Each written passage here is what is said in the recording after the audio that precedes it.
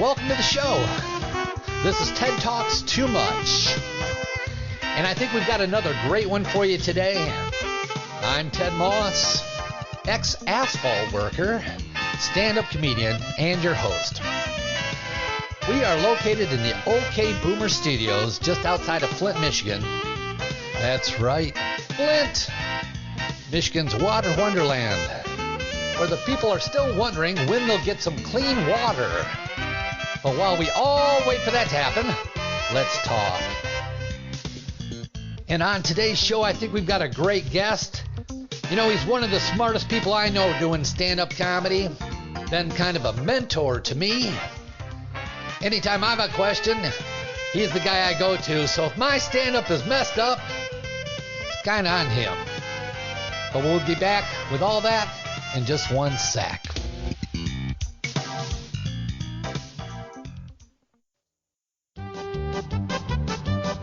Hello, my friends. This is Harmonious Merkin, your politically correct pundit, protecting the ears, minds, and feelings of people who may be within receiving range of your thoughtless, casual, but catalyst utterances, here to tell you what you may say and may not say today. Today's topic, racial slurs. At the biannual National Convention for the BCPA, Politically Correct Pundits of America, it has been determined that the white people slurs of both white bread and cracker, while having a lot of carb appeal, are still appropriate, as is honky. But now only with a gender-specific cutout for white women of honkette. Also, a whites-only designation has been given to the slur kimosabi, with others going forward to use K-word sabi, with a special cutout for Native Americans, of course, and those going through treatment for cancer, where chemo is always appropriate. As for petitions for nation change modification, a Central America solution has come to the fore, whereas everyone going forward will refer to Nicaragua just as Ragua. So as always, until things change once again, that is our advice on what you may say and may not say today. And with that, my friends, carry on. Today we have a special treat for you. Our guest is one of the pillars of the comedy community in the Detroit metro area. He's been performing stand-up for decades and is one of the guys that keeps the shows rolling down at the infamous Mark Ridley's Comedy Castle in Royal Oak, which means he has met and talked to more famous comedians than you can imagine. He has performed stand-up throughout the Midwest, opening at concert venues for rock groups, and was recently contracted to open for Roseanne Barr on her trip to Detroit. He also teaches the advanced comedy class down at the castle and has given me such poignant advice as, "Yeah, I don't think I'd say that if I were you." He also is the founder and host of the longest-running comedy podcast in the country, Joel Radio. So he could probably do this podcast without me here. So let's give a warm OK Boomer Studio welcome to my friend, mentor, and one of the smartest comedians I know, Mr. Joel Fragomeni. Thank you. That's amazing. Hey, welcome, Joel. I mean, I was going, who are you about to interview? Yeah. Because that sounds impressive. And then it's just me. It must be very disappointing. No, I'm very impressed every time you're around. You're impressed? Hey, welcome to the studio. Thank you. This is awesome. I got the whole tour. Yes. Of the complex here. I think it's safe to call it a complex. I think so. I think that's fair. Yeah, really? Yeah, uh-huh. I'm in a complex? Yeah. I don't know. Well, you can do multiple things here. I guess I can. You can play music. You could record a show. You could, go swim in a pond, I suppose. Well, not today, but... I'm ready for whatever comes up. I like it. Yeah. It's nice. Yeah, thanks. I call my studio the Palatial Studios. You do? Of Joel Radio, yes. I don't recall that. Yes. Well, it's a term I have. I don't use it every You don't day. Introduce From yourself? the Palatial Studios in Ferndale, Michigan, of JoelRadio.net. Yeah. Live from Studio 2. You're such a pro, dude. I just sit back and doing watch it a long time. It'll be the 15th anniversary of my show in March. Yeah. Yeah. It's a long... People do podcasting. That's a lot of How long have you been doing a podcasting? podcast? I'm like 15 years, and they're like, oh, my God. When did podcasting start? Started in the fall of 2004. Okay, and you started up when? Spring of 2005. Wow. Yeah, so I started in March of 2005. Wow, you are early. You know, you want to know what happened, and it ties into comedy. Is Sure.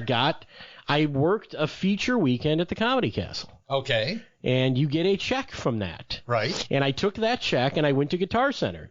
And I bought all the gear that I needed to start a podcast. I had been reading about it. And I was before that, I was trying to get on commercial radio. Were you listening to podcasts? There weren't many to listen to. And the ones I listened to stunk. You thought I can do better than that. So we were trying. It was Corey Hall was my partner at that time, another comedian from Detroit. Right. And Corey and I were trying to get a radio gig. Right. And we were recording demos on cassette tapes through like a little 4-track, like something you'd record like a music demo. We had a musician friend of mine. And sending those out? Loaned me, and I was sending it to program directors. And, you know, there was an ad. There was an ad in like the Detroit News about we are looking for talk radio hosts. And we sent in a demo. Yeah. And nothing have us. Nothing ever came of that. Everybody said, no thanks. So nothing ever came of that. And then we decided, because even at that point, we were only 5 years. I was 5, he was 6 into comedy. So we're still relatively new comedians at the time.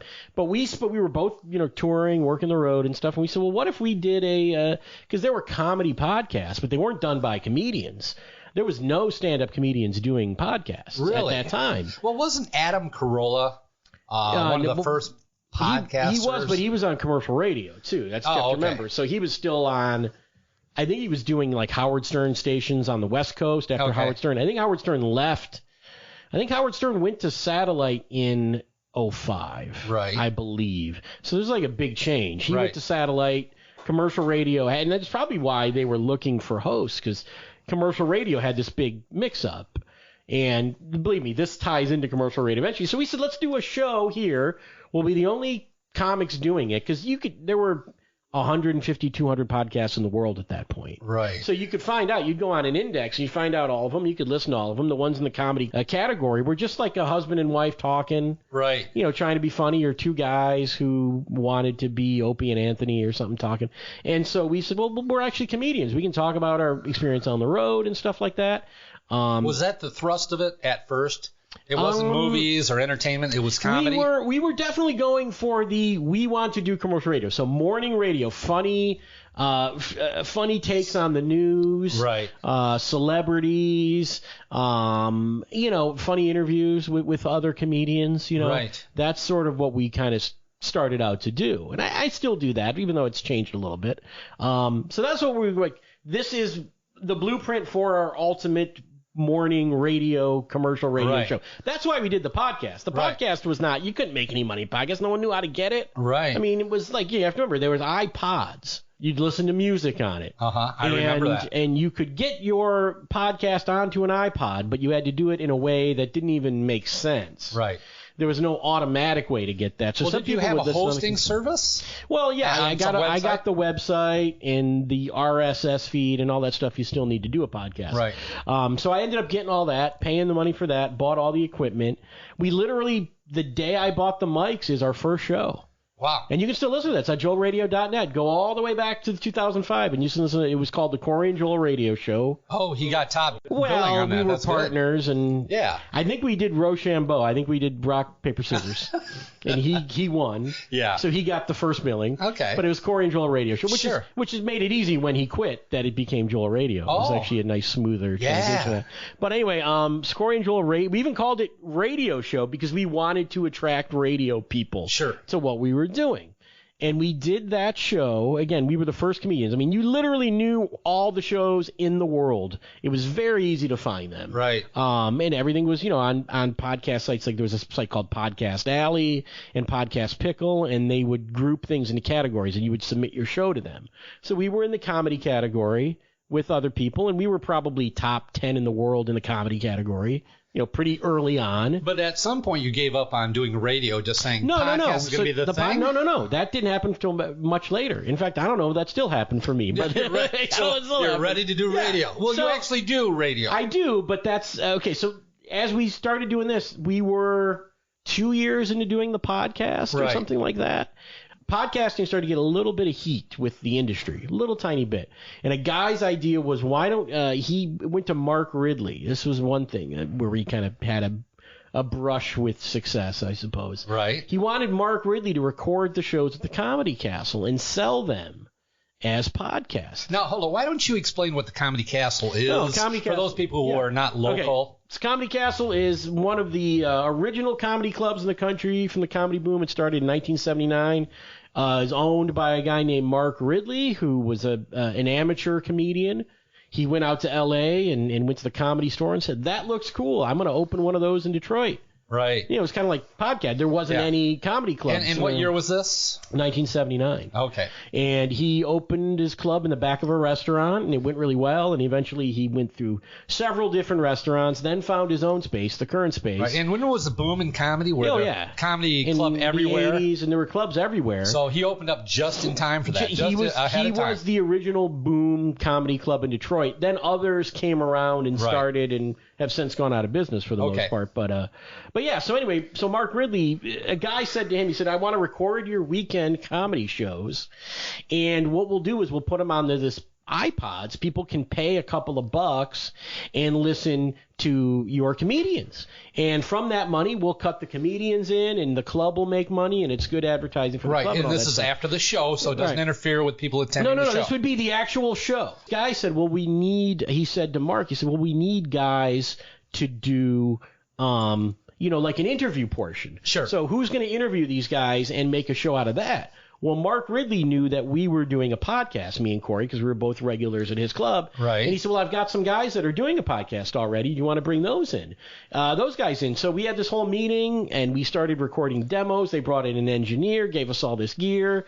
We interviewed Mike Green, who you know. Great comedian. Mike Green, after his weekend, we would record him. He'd do the early show. Yeah. And then he'd come out after the early show. This was the plan. And then you'd go out to the lobby of the Comedy Castle and sit down with us and record a show with us. Okay. And then that would be like free programming to get you to buy the guy's set, if that makes sense. Right, sure. It's actually ironic because now there's the Comedy Castle podcast. There is. Which is sort of that same idea, even though it's done ahead of time. And Tom McCarthy's host, and I'm the producer. Yeah. But that's another story. Yeah. So that was the idea. We were going to do this. I forgot what it was called, pocket comedy or something like that.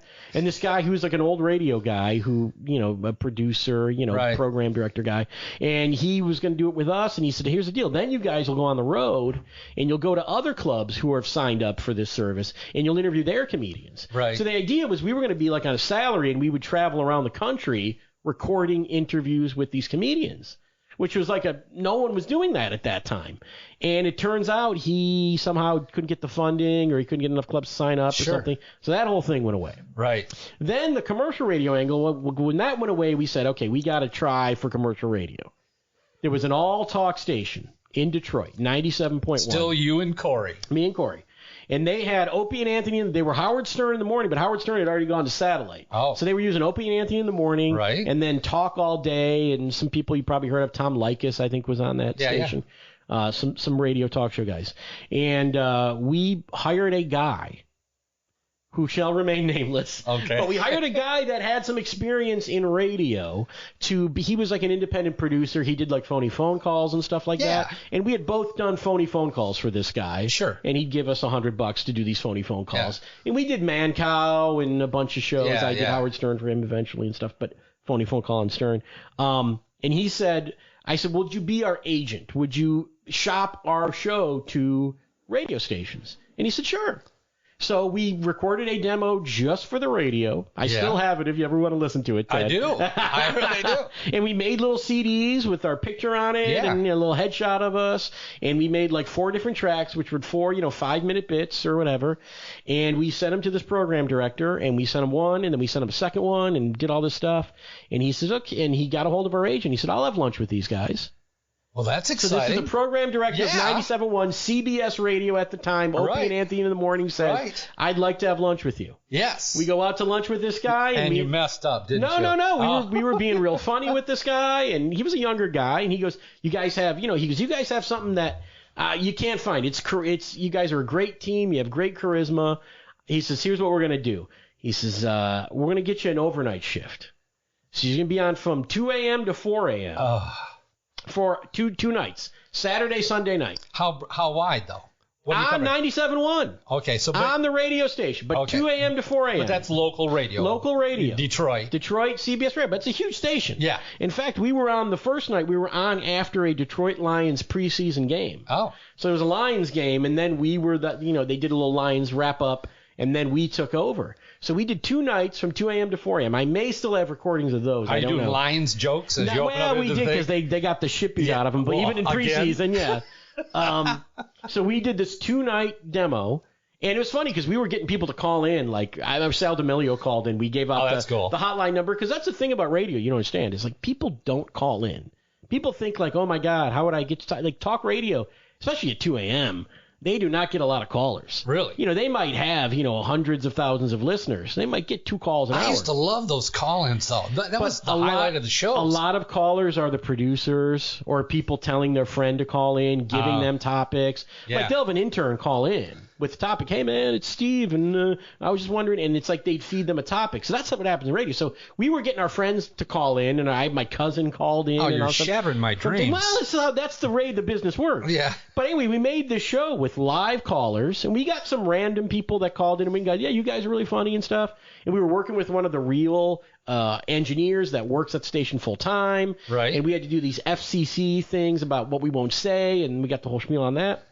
And we did these 2 shows, and they went really well. And he said, okay, well, come to my office the following Monday or Tuesday. I'm going to listen to your tapes. And we go into this guy's office. He says, look, you guys, you did a great job. He says, here's what we're going to do. He said, there's no money in the budget for you right now. But when we start the new quarter, every quarter they get a new budget. Yeah. He says, we're going to find a spot. He's probably going to be late at night, but we're going to find a spot on the lineup for you guys. So we passed the audition. That's great. We were verbally hired to work for CBS Radio 97.1 in Detroit. You're ready to go. We just got to wait for the new quarter. It was probably 45 days away or something. That's so probably middle of the quarter. What year is this? 2007, I think. So we had done about 2 years of podcasting, and we were already commercial radio. We're like, we've got it. We're made. We figured we'd do this local thing, and then we'd be good at night, and then they'd move us to a daytime shift, whole thing. Well, somewhere in that 45 days between when we did the show and the beginning of the next quarter, program director got fired, and they went all sports. Well, what happened was, I think one of the sport contracts, I think it was the Detroit Tigers. Okay. They already had the Lions, but I guess Old Man Ilitch, which, believe me, I got a history with the Illiches now. Okay. Old Man Ilitch didn't like listening to the Tigers on AM. Because it hurt his ears or something. He's an old guy. He wants to hear Tiger. So he wanted to bring it over to crystal FM. Clear FM. Yes. And they said, okay, well, if we've got the Tigers and we've got the Lions on this talk station, why not just be the sports station in Detroit? Because Tigers game, it's 160 games, plus you got all the Lions coverage, and you gotta. It's like almost every day. You gotta have a show to talk about the game that took place the night before. So they said we're gonna go all sports, and the program director, who's a talk guy, he's out. Yeah. So they fired the PD and went all sports. So we had nothing on paper. We had no contract. We had nothing. We're done.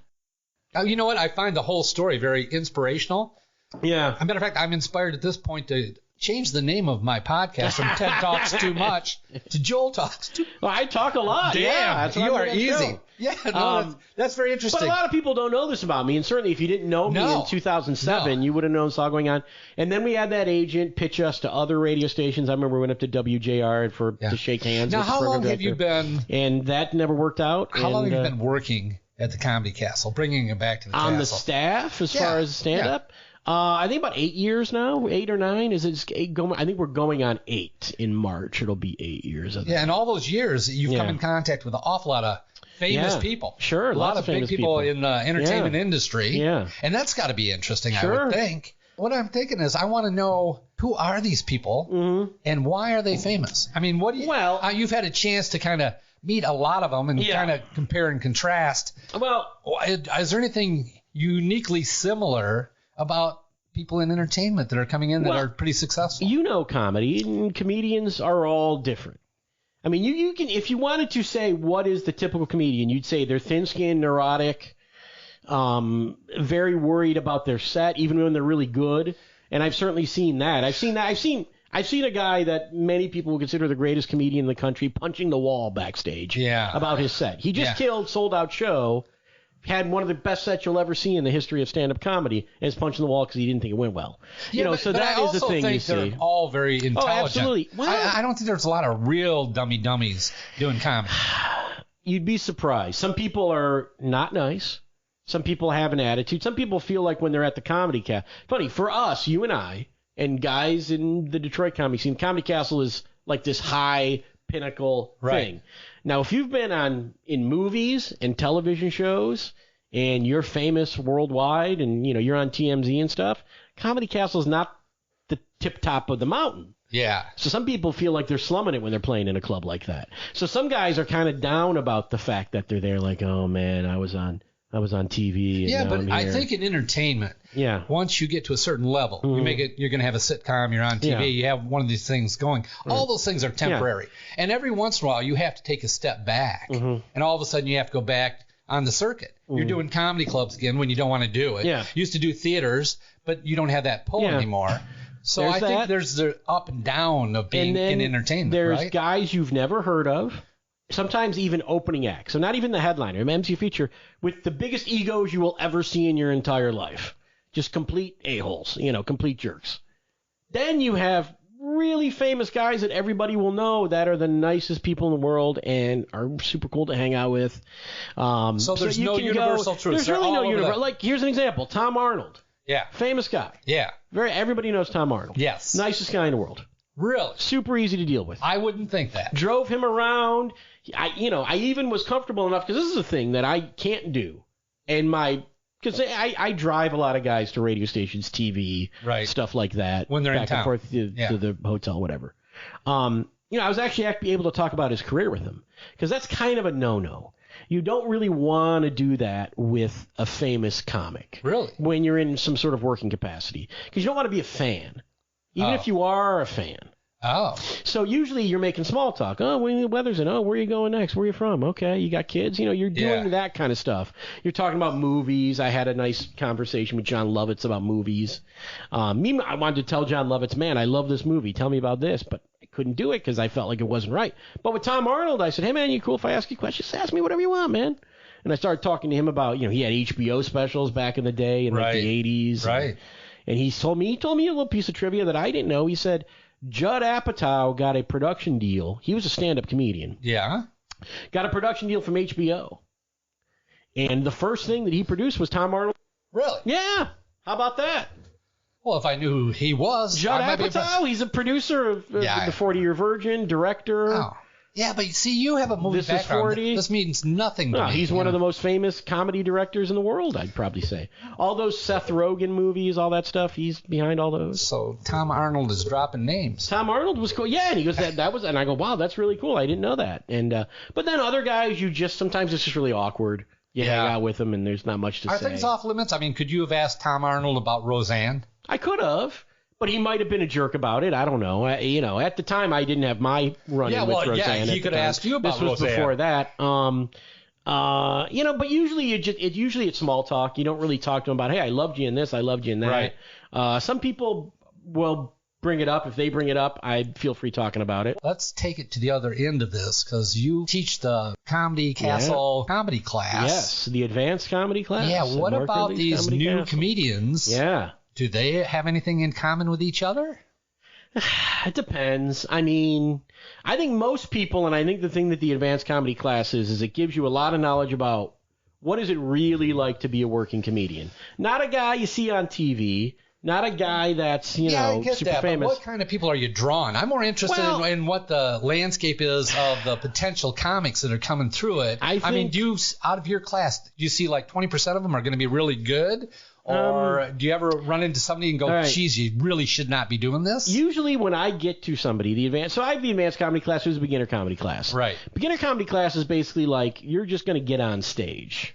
You're going to, and Bill Bashart does it, and he does a great job. Yes, and I was his fill-in instructor for years and years and still am. If he misses a day, I'll go do that one. But that one is almost like comedy fantasy camp.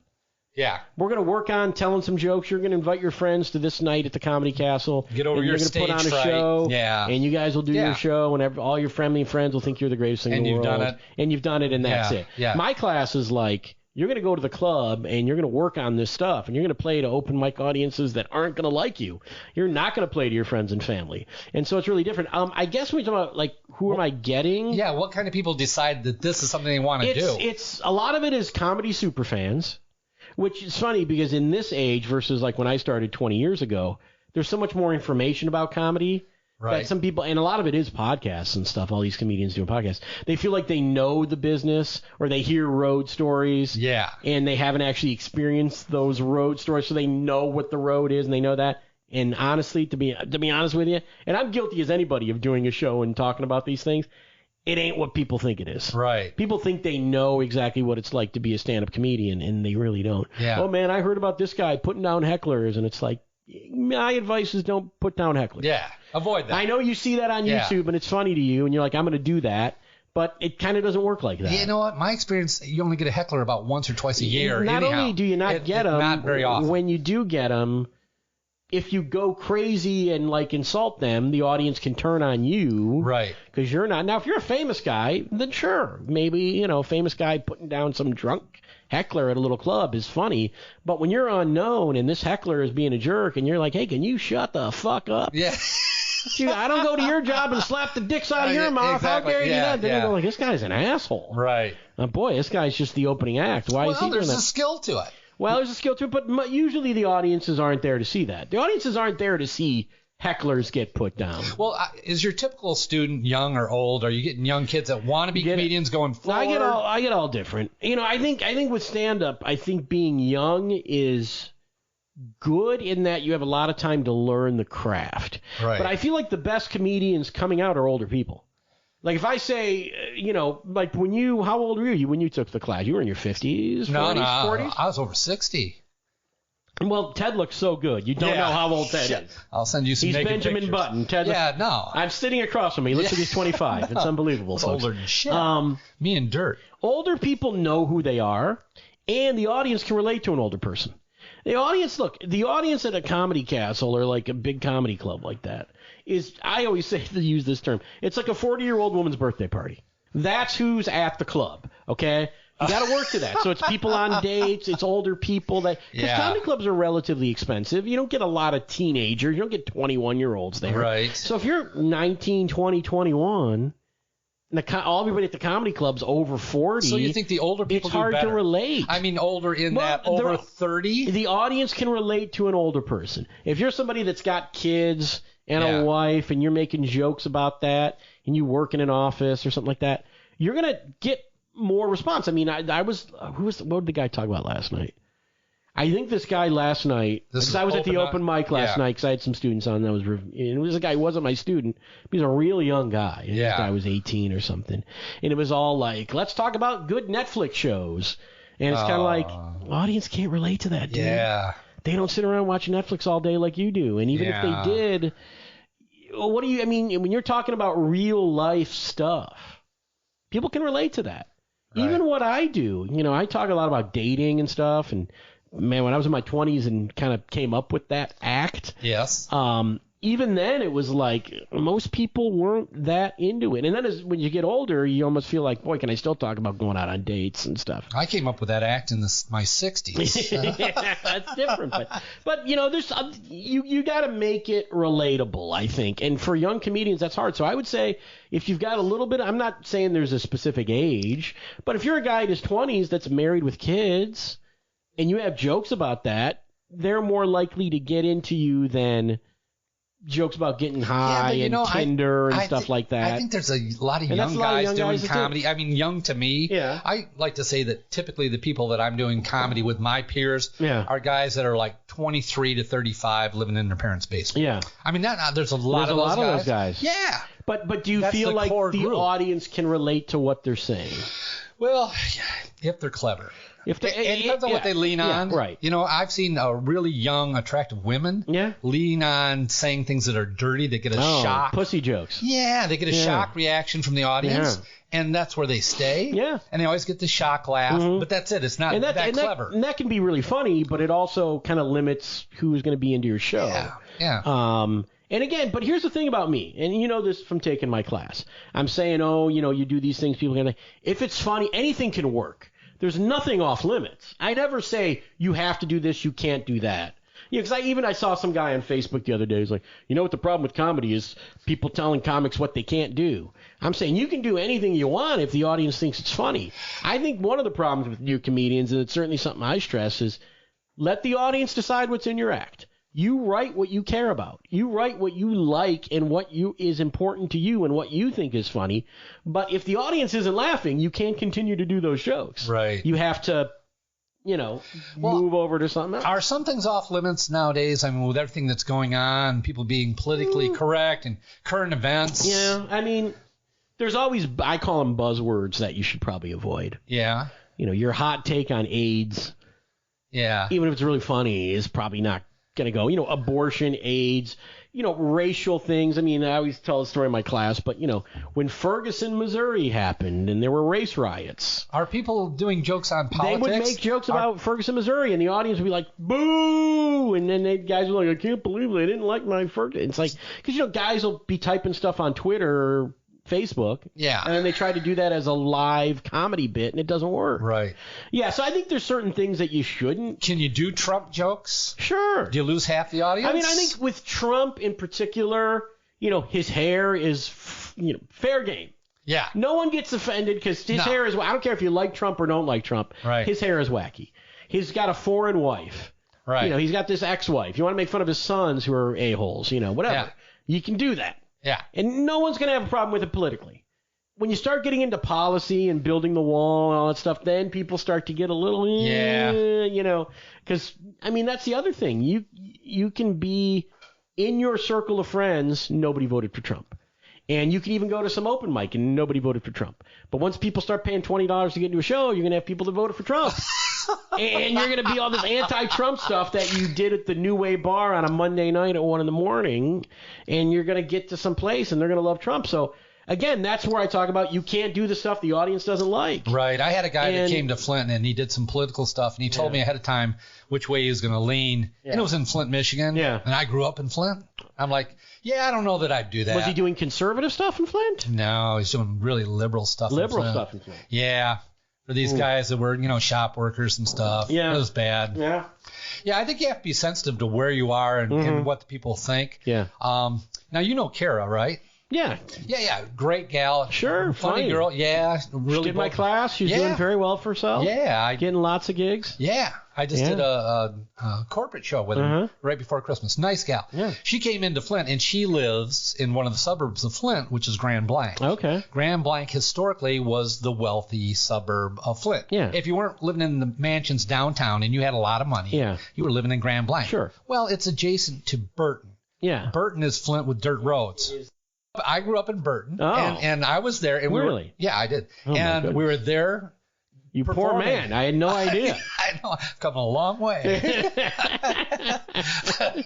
Anyhow, I didn't know she was going to do this. Yeah. But she got up in Burton and started talking about how her husband was useless because he was swapping out Mercedes or, BMWs like they were candy. Right, and the people just kind of cringed after announcing she lived in Grand Blanc. Yes. Because the people in Burton have resented the people in Grand Blanc forever. Yeah. And I'm going, oh, honey, you can't do it. But she didn't grow up in the Flint area. Yeah. She had no idea. She was just making a joke about her husband. When you say something, it has there's baggage that comes with living where you live. Yes. And, I do jokes about living in Ferndale, which is a well-known, it is known for being a gay community. Like Ferndale. Yeah, but even nice. though, it's probably 10 or 15% gay. But people assume you're gay. And I make jokes about it. Isn't every place 10 or 15% gay? Well, that was the old stat, was 10%. But well, they say 10%. But now they're saying 5%. I don't know. Most towns don't have a gay pride festival and a openly gay mayor and stuff like that. Yeah. And we do. And so I make jokes about it because literally I would go on stage and go, from Ferndale, Michigan, here's Joel Fragomeni, and guys would go, faggot! And they'd be screaming at me. And it would be like, I'm just from... I had no jokes for it. It was just a thing. So then I wrote jokes to say, hey, I live in Ferndale. I'm not gay. A good thing about living in Ferndale, though, is if I figure if I ever wanted to suck a dick, though, it'd be real convenient. Yes, that's one good reason. And the schools are nice. That's two. I'm not doing any more of my act. Yeah, that's it. That's all you get. Money. You can pay some money. I'll give you the rest of it. My son lives in Chicago, not far away from what they call Boys Town. Yeah. And I remember going to visit him with my 2 younger daughters. Yeah. And swear to God, 2 years in a row, we drove through town trying to get to my son's place right after the gay parade. And there's floats going by with guys in little string whatevers dancing on these floats. And I've got 2 girls in the back that are like 8 and 6 years old going, what are they doing, Dad? I don't know. I used to go. This is when me and Corey were really putting it in there. Yeah. To get this big radio job. Yeah. We would go to the Gay Pride Festival and interview guys. Oh yeah. Oh yeah. We one of my favorite bits on that one was we interviewed Mr. Leather Michigan. Oh. All in leather, and he's out there, and I talked to Mr. Leather Michigan. Wow. As I'm walking around, I see another guy with a sash. I'll have a sash. And he was? He was Mr. Michigan Leather. Ah. And I go, wait a minute. What's the distinction? I got to get to the bottom between Mr. Leather Michigan and Mr. Michigan Leather. Yes. And I started talking to Mr. Michigan Leather about Mr. Leather Michigan. Mr. Michigan Leather goes, that is not a legitimate title. He won that at a bar contest. Our contest, our Mr. Michigan Leather. So there's a whole thing. Between Mr. Michigan Leather and Mr. Leather Michigan. Well, it's like the heavyweight boxing belts. Yeah, there's 2 schools of thought on this leather thing. The WBC and the IBF and the different guys. Yeah, 2 totally different things. And all the leather guys, and they're fighting with each other. I have to tell you, back in the early 70s, long ago and far away, when I was in college, there was a lot of people that were working on social issues. And one of the social issues that I did some public speaking on, matter of fact, I ran a panel speech program on it, or a panel presentation on it, was homosexuality in the 70s. But to do that, we had to do our research. And so I had to go to all the brand new gay lib meetings. We actually went to some parties, some gay parties, because somebody knew somebody. So we went in those things. Right. And we actually interviewed a number of the gay people on campus. Yeah. Well, you start going to all their meetings and their parties and their bars. It's a small community. Everybody knows you. They know you. Yeah, they get to know you. Yeah. So after that, anytime I was walking across campus, there was always somebody, Teddy, hey, Teddy. Very friendly people. Although one thing I learned from the gay community and just living where I live is that as a heterosexual person, they're not India. For the most part. Yeah. I say for the most part because I've been hit on by plenty of gay guys. Yeah. Between the Gay Pride Festival and then I went to this gay concert at the DTE Music Energy. Did you know it was a gay concert? Well, it was Streisand or something? It was like a concert for colors or something. Well, I'll tell you who was on the bill. This is how you know it's a gay concert. Yeah. I got free tickets because my friend Kate Brindle, who you might know is a comedian. Yeah. She was working with like a gay outreach group at a college. That was her job. And so she got tickets to this festival. It was Cyndi Lauper. Yes. With the B-52s. Okay. Yeah. The Indigo Girls. Tegan and Sarah. I don't know Tegan. Yeah, Sarah. They're like a folk lesbian. I think they're sisters and they're both lesbians. Yeah. A stand-up comedy set by Rosie O'Donnell. Really? And the MC for the entire festival was Carson Kressley from Queer Eye for the Straight Guy trying to do stand-up in between the bits. And you saw this and thought, I want to go to this show. And we got long tickets. Well, I said, look, the B-52s are good. I've never seen them. Cyndi Lauper's pretty good. Yeah. Indigo Girls, I don't really give a shit about. Yeah. And Tegan Sarah, I don't really give a shit about. But I said it'll be fun. We had lawn tickets, so we were there with, some people from the college. Yeah. And we're in line for beer. Yeah. And I'm in a beer line, and, I hear some guys behind me going, ooh, ooh. I turn around, and big burly guys, bears they would call them in the gay community. Like, hey, how you doing? Hey, little cub. You're cute. And I said, oh, thank you. And then I grabbed Kate Brindle and went like, I'm here with my girlfriend.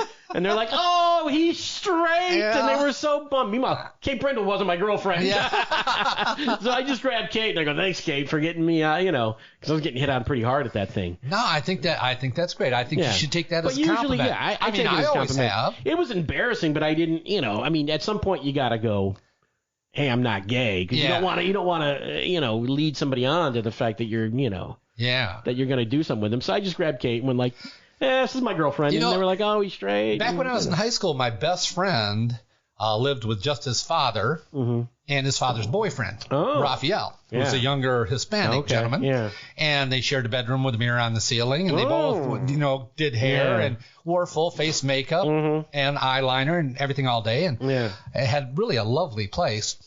And it was quite obvious that, they were gay. And but you denied it back in the 60s. Oh, okay.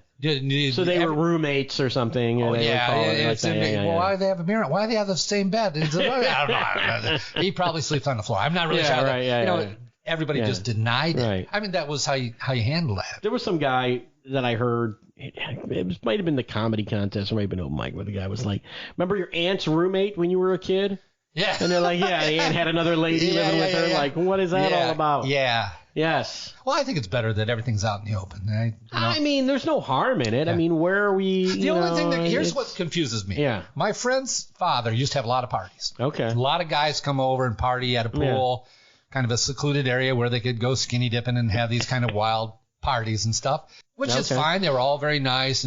But then Cliff would leave and go spend the night someplace else while they had some party. But the strangest thing was, after I went to college and disconnected with Cliff, I heard that his father had a operation to become a woman. Ooh, that's a new one. Well, and that was a long time ago. I mean, we're talking like back in the 80s. Yeah. And it just confuses the hell out of me, because I think, you know what? If you're hanging around with a bunch of guys who like dicks, and they're there because they like dick, and you have a dick so they like you, if all of a sudden you don't have a dick, do they like you? I don't understand that. Yeah, I mean, I'm saying, look, I'm not afraid of gay people or trans people or whatever. I'm not either, but I'm just confused about it. I get what you're saying. Like, if you're using your penis to gratify yourself with a man, to lose that would be to lose the thing. Well, that's the draw. The guys, if you're a woman, they're all like, they'll hang out with you. They're attracted to butts, too. I mean, if you want to go there, but... Oh. Yeah. Oh, it's more of an ass thing. It could be. Yeah. I suppose. That's a mouth thing. What a show you've put together here, Ted. I was walking completely off the reservation. Do you want to hear more about Tom Arnold? Because I got more stories. No. Let's talk about your personal life. Oh. No, because you are actually going through a change in lifestyle. A little bit, sure. And that you have a lovely lady in your life. She lives with me now, yes. Yes, and that's new for you. And I also still have a roommate. Yes. Which is a girl. Upstairs. Yeah, I have a lady that lives with us. Yeah. Yeah. How is it? Now, have you lived with a lady before? No, this is my first actual official domestic situation with a woman. And is it everything you would hoped it would be? It's fine. We get along great. Yeah, that hasn't she's changed. A great gal. Yeah, yeah, you know my girlfriend. That hasn't changed. But it is. There is, in a way, like we're still having spatial. Meaning, my space, your space. Where's my room for my stuff? Where's my stuff go? Yeah, Joel, I need room for my stuff. Yeah, like, you can't go there. My stuff's there. We were talking about this walking around your place. Your stuff can't go there. My stuff's there. Yeah. You can get rid of your stuff. Yeah. That's my stuff. Right. I've been collecting this stuff for years. So there's still, she's still waiting for me to clean out the one drawer that I said she could have half of. Yeah. And for me, I've lived on my own for so long. Yes. And plus I've always had, when I bought my home, I could really, at that time, only afford the home with the tenant. I actually had two tenants. It's a long story, but anyway, I was sort of like, this shared space needs to be pretty neutral because I have these other people living here. How long have I owned that home? I've owned that home for about 15 years. So I've had people renting from me for 15 years. Okay, it's always been girls, which, I always get along better with girls. It's always been girls. Hold it. Yes. How do you advertise for girls? A female preferred. Really? Yeah, female preferred. I can do that?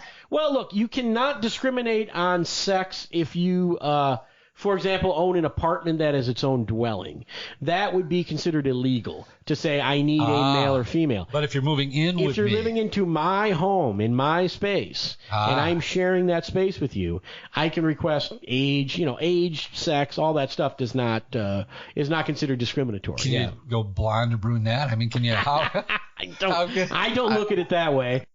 See, now the other thing is with my girlfriend living there, we have 2 bedrooms. Yeah. My girlfriend has a bedroom. Yeah. She does? Well, she had all this furniture. She has yours. Well, here's the deal. Is there another bedroom upstairs? Here, I'm going to explain. I don't know. Because of my work schedule. Yeah. I come home. My girlfriend works days. I work nights. Right. So she goes to bed. If I'm working, she's going to bed at 10. Well, if I come home at 10, if I come home at 11:30 or 12 o'clock, if she's sleeping in the bedroom, sort of my bedroom, quote unquote, my original bedroom, I can't watch a movie, play guitar, play a video game, or stuff that I would want to do, work on a podcast, whatever it is. So we have her bedroom, which is upstairs. Oh. So she will go to bed up there on a night that I work, and then I can hang out in my room, do whatever I want to do, and when it's 2 a.m., I put on my bathrobe, head upstairs, and I sleep in the upstairs with her. Oh. And then she gets up, goes to work. If we're home, we're usually spending the night in the downstairs bedroom. Just the night I work. Knock on the door and holler, joiners. Hello. Nobody joins. There's no roommate. There's no kink with the roommate. And there never has been. That was the thing that people thought about me for a long time. Yeah. He lives with these 2 girls. He must be. And I'm like, no, not really. Never did it.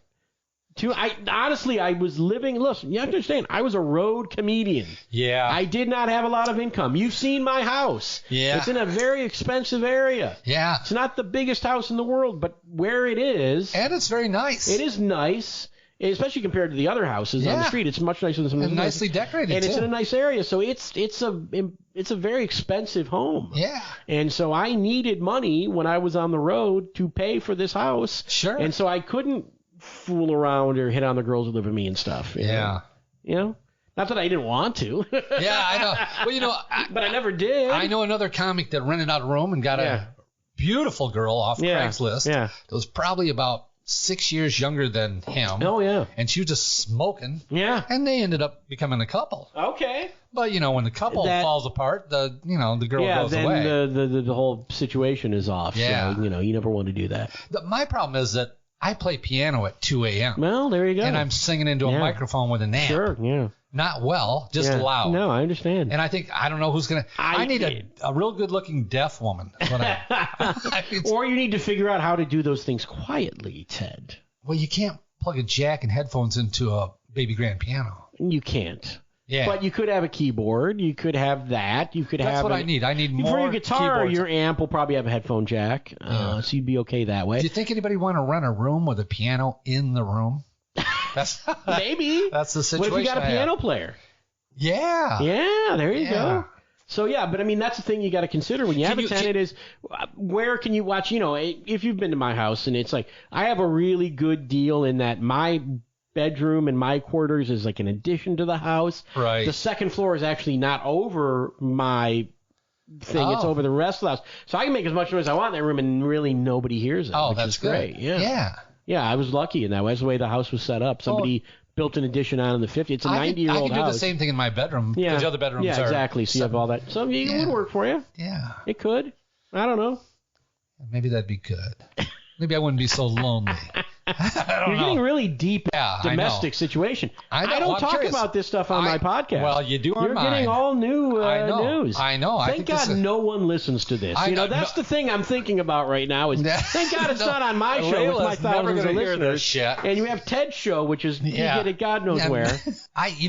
When I got married both times, in my mind's eye, I got a woman coming in who's going to be naked in the bed every night. That's a good thing. I don't have to work anymore. Yeah, that's trying to hook up with a girl. Yeah. So there's one right there. Right there. And that's the convenience factor alone. I know. Well, that's kind of every young man. That's what you think is going to happen. Yeah, I know. Yeah, that doesn't happen. Well, there was a thing when when I was dating a girl who had her own place, I liked that. Yeah. Because it was like, oh, you've got your own place. Yes. No roommates, no parents, no nothing, no kids. Yes. I could just go over there, and I'd go over there for days at a time and just hang out. Yeah. Because my room was full of tenants and stuff like that. Yeah. And so it'd be like, hey, we'll just hang out at your place. And we did that, we did that, we did that. And then as that went on, what happened in that situation, she goes, well, look, we're basically living here, and this is like a one-bedroom apartment. Why don't we go live in your big house? And I'd be like, well, here's the thing. I got these tenants, and it's a lot of money. And so with Layla, I've had to make some concessions. Where did she live before she was with you? She lived with her mother in an apartment. Okay, so nothing apartment. You could move into. No. Yeah. Not a situation that I could have lived in at all. How do you like her mother? I like her mother a lot. Her mother now lives with her brother and his wife. Oh. Yeah. Could be living with you. You can get rid of that tenant upstairs. Hey, long term, this could work out. I think there's probably a plan there that you haven't become aware of. How much would it cost for me to rent that room here? Over there? I'll learn to play the piano. Does that help? Yeah. You would have 24/7 podcasting tech support in your actual home. It'd be great, but you'd have to wear a wig. How do you feel about being a redhead? Can I keep the beard, or is that just fine? Don't look over your shoulder. That's all I ask. Looking back at me, it's not going to work. I'm really curious about the interview. When they come in, you communicate, and you say, okay, I'm interested. I like the area. Sure, maybe this will work. You bring them in. You give them the tour. You can have a small talk. Then you sit down. What do you ask them? Ask them about drugs? Do you ask about, drinking? The house is non-smoking, so that question comes up. You can't smoke in the house. Yeah. You can smoke outside if you want. Right. Can't smoke in the house. You can't smoke pot in the house. Okay. Can't smoke in the house. Can I do drugs and hang out? Can I do some LSD and sit on your couch? If you smoke cigarettes or marijuana in a home that has a shared heating, forced hot air heating, as my house is, it ends up, you're smoking a cigarette in your bedroom, it ends up in my bedroom. Yeah, I get that. I just wonder if you mind if I'm stoned, if I come home stoned. No, I don't have any restrictions on that. Okay. You can drink. So you lay down some rules. The room is only for you. I do not rent to couples. What about overnight guests? You can have overnight guests, but I think it's literally in the lease that it cannot be more than 2 consecutive days without permission of the landlord. So 2 days on, 1 off, 2 days on, 1 off? It could be that. I mean, I literally had a girl that essentially moved her boyfriend in. Oh. Where, he didn't have keys to the house. He would wait for her to come home. So there'd be a guy parked sitting in his car outside my house. It was a really bad situation. Yeah. Because, it's awkward for me. I'm renting to one person only because I only want that one person there. I don't want a couple there. Right. So and there were occasions where I had to bring that up. I said, look, this is for you and you only. Because you have to remember, if I'm including utilities and your boyfriend showering there every day, that's going to get more expensive for me. Okay. What if they're going out and they're partying on the weekend and they're bringing their friends home to sit around the living room after the bars close? There are rules. No one can sleep in the common areas of the home. Oh. Usually when I had the 2 tenants, there's 3 bedrooms in the upstairs of my house. So one of them would be a spare room. Right. So if you had a friend come over and there's a bed in there, you could sleep in there. Right. That'd be okay, but you can't sleep in the common areas of the house. Meaning because what would happen is I would come home from work and there'd be some dude asleep in my living room. And I'm like, I don't want to look at you. Get the fuck out of here. So I had to put that in the lease. That became a thing. Parking and stuff. I would explain the parking situation. That's a thing. Well, you explain all your rules. Yes. Do you do any open-ended questions to kind of find out who they are or what they're going to do? I like to know what people do for a living. I kind of went over that already. What are your hours, generally speaking? I work nights. What do? You work days? If you work days and I work nights, we're going to get along. Yeah. Because that means during the day I can do whatever the fuck I want and you're not there. Yeah. That's great. Yeah. And at night, I'm not there, so you can do whatever the fuck you want. Yeah. So that really was a thing that I always looked for. It wasn't a killer if you worked nights and I worked nights, but it would be, you know what I mean? It'd be like, I can watch TV in the living room now. Do you end up sharing meals? No, not usually. Yeah. Not usually. But, they could cook if they wanted to. You can cook whatever you want. Do they usually cook? Some of them did, some of them didn't. It depended. See, I some cook people every made day. some stinky food. Yeah. I had to put up with that. I had that problem in the RV with Billy. What would Billy cook? He cooked some stuff at home that he brought along. And it stunk up the house? Oh, God. Or the RV? Yeah. Yeah. A lot of garlic. It was just very heavy, and he brought bags of it. And we made it about 2 weeks, and I was just like, just complaining. Finally goes, okay, I'll throw this shit away. Well, one thing that I learned is you got to have good candles. Incense sticks are your friend. Because if you have people cooking stuff that you don't like to smell, and, you know, in my house, my kitchen and my bedroom are pretty close to each other, you got to learn how to do that. Yeah. Have that stuff either burning in my room, burn in another room, go out there. Well, I'll check back in with you. I might need some advice or help on a contract if I ever really decide to do this. And one last thing before we get out of here, I want to know... I'm kind of at the end of my rope on this dating thing. As you know, I've been dating online forever, and I've been on every site known to man. Mm-hmm. And I had some pretty good advice from Billy the other day on dating. I was wondering if you had any advice. What was Billy's advice? Quit dating, dude. You're too old. And I thought, you know what? That might be the best advice I've ever got. Leave it to the young guys like Billy to date. Yeah, I know. He's like, well, he's not going to date either. He's like, you're not going to live that much longer. How bad can it be? Why is Billy not living here, by the way? Exactly. Well, how does that? After the RV, that's just not a no-go. Oh, Billy works on the other side of town. He does. And he takes care of somebody where he lives. So. Well, look, I met my girlfriend on Bumble. Yes, I'm on that. And it was nice, and we got along great, and I probably did between like Tinder, Bumble, whatever, Plenty of Fish, whatever. I probably have done that in my life in totality for 6 to 8 months, and it was an insane 6 to 8 months. I've done it for 6 years. I can't imagine doing it for 6 years. I'm on 8 sites right now today. I would be out of my mind. And I know we've talked about this on my show, and even when you're not there, I'll tell a story. I am in a fog of dating sites. Ted got stood up for a date. Ted did this. Ted was going to come to this, but he got a date. Now he's doing this, and the girl never came. I went through all of that stuff. All of the bad stuff you hear about is going to happen to you. You're going to get stood up. They're going to lie. They're going to say you're the only one, and then there's 10 other guys. All of that stuff. I mean, I guess my advice is to I think, you know what? You got to find a person that's not there. I mean, the first girl I ever dated on any of those apps rolled me. Really? Yeah. Dude. And I don't mean rolled me like she stole my credit card or she did anything like that. She was there to get free dinners.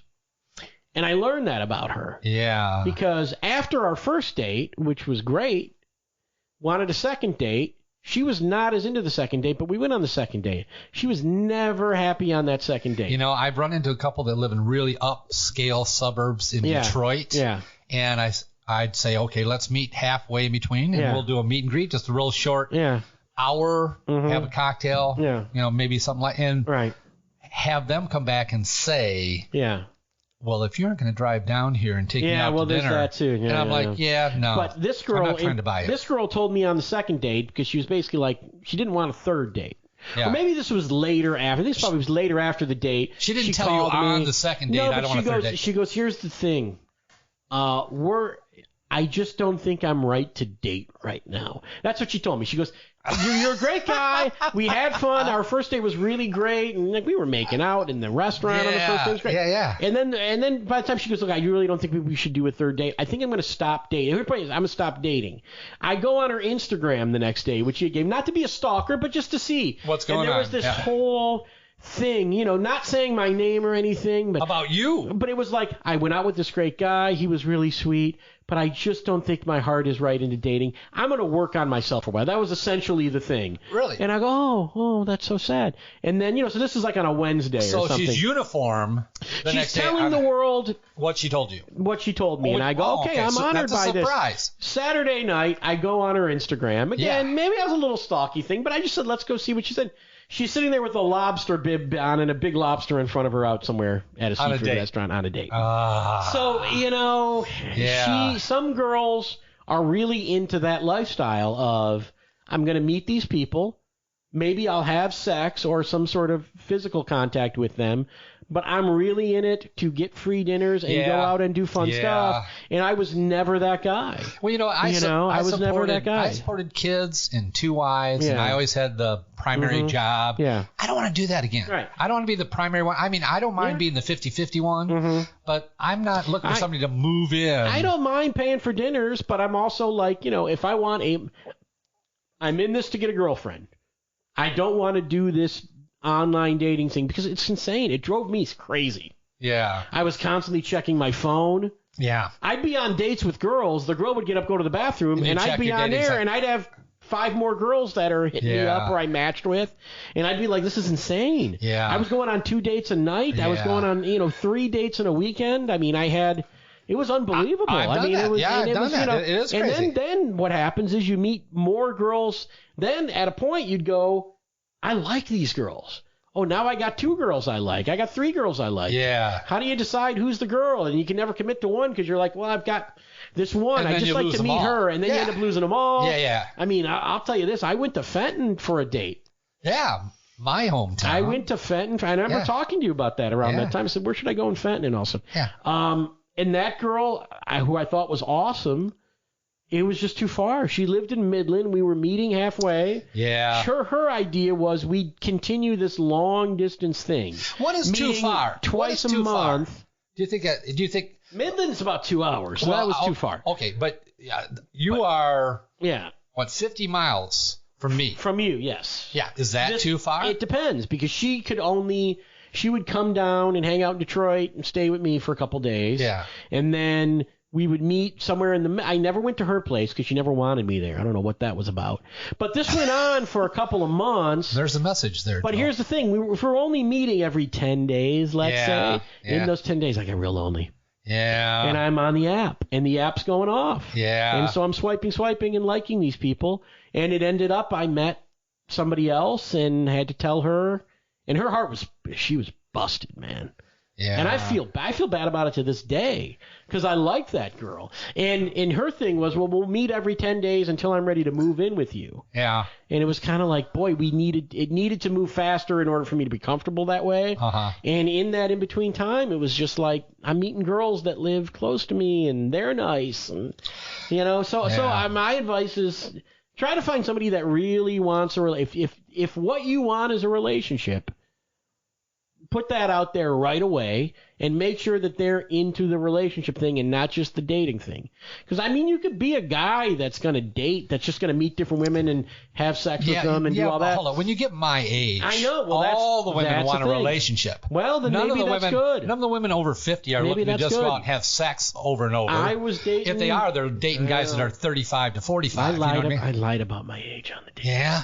I've done that. I shaved 5 times. I shaved 5. Not too much, but I always felt like I look younger than my age. And you look younger than your age. Well, I think so too, but then at some point you have to fess up. Oh, by the way, that was bullshit. Layla could tell you. You could talk to her about when I laid that out. Yeah. Yeah. And was she mad? She got over it. Yeah. She got over it pretty quick.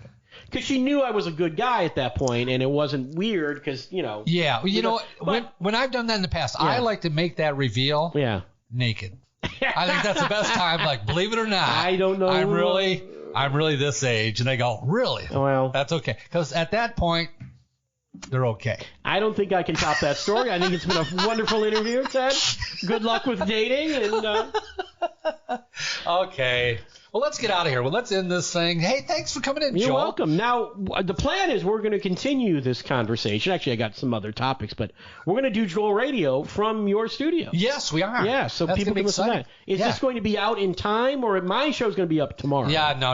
It's going to be down the road somewhere. Yeah, down the road. Okay, so don't worry about it. So this will be... When we're doing my show, that will be part 1, and this was part 2. Yeah. You can be saying, I can't wait to do your show someday. I think the ruse is over in that regard, but and I think we're going to switch seats, I think. Yes, we are. I'm going to send the producer chair. Right. Anything you want to plug before we get out of here? Yeah, joelradio.net. If you go up to joelradio.net, on the actual website, you can hear all the shows I've done, over 500 shows, going back 15 years, Corey and Joel radio show. I mean, you hear live comedy shows. You hear Jimmy Pardo, one of the guys who's considered as the first father of podcasting, as a guest on my show before he ever did a show. We did a roast of Corey and Joel on there, a million shows. And, of course, if you subscribe on joelradio.net, you'll see the buttons for Stitcher, iTunes, Apple Podcasts, Google Podcasts. Just hit that button. You'll get all the new shows, which there's a lot of Ted Moss. Right. If you like Ted, Ted's a regular on my show. Yeah. And so you hear lots of Ted. And I do a show about every 2 weeks. And I hope people really like it. It's funny. It's a lot of stories, a lot of movie reviews. If you're always looking for something to watch on TV, I can give you good advice on that. I was a film major, and also lots of comedy stories. They can hear you on the radio, and also you're teaching your comedy class. Advanced comedy class. The next one starts February 29th on Saturday. So if you're a comic looking to get better and you've got some experience, you can take the advanced comedy class, or you can take the beginner class with Bill Bashart. You can call the Comedy Castle about those, 248-542-9900. And every Tuesday night, 9-10 a.m. with Mike Bonner, one of Detroit's most esteemed comedians. Yeah. I'm his co-host on 9-10 a.m. Tuesdays. Good show. The Black radio station. Yes. And you know why I'm the only white guy on the Mike Bonner show on 9-10 a.m.? You know why that is? I think it's just because they wanted a guy to show up on time. But I'm bummed. All right, there's the joke. All right, and thanks for coming in. Thank you, Ted. Thanks for Joel tuning Radio. in. All right, we're out. God damn, man, you can talk. I'm sorry. Jesus Christ. What are you learning this about me? You didn't know I could talk? You always complain about how much I talk on your show. Well, I'm the guest. I'm watching the clock going, she's been on a roll for 4 minutes. I know. I can say, yeah. I'm here petting a dog. What's I mean, how can I stop? Okay. See, now you're a good boy. All right, we got to get out of here. Hey, I want to give a shout out to everybody that subscribed and shared my podcast. I appreciate that. And a special thanks to my good buddy and my guest today, Mr. Joel Fragomeni. Wasn't that great? I'll tell you what, if you want to hear more of Joel, go to joelradio.net, the oldest running comedy podcast in the world. And I tell you what, if you were entertained, check out my website at tedtalks2.com. That's tedtalks2.com. That's with the number 2. You can find all my other shows there, and you can subscribe. I appreciate that. And if you have a comment, feel free to leave it. You can even rate us. That'd be kind of cool. But I hope you had fun. And I can tell you, until next time, be safe. Be good to each other. And just try to be happy. I'm Ted Moss, knows my thoughts.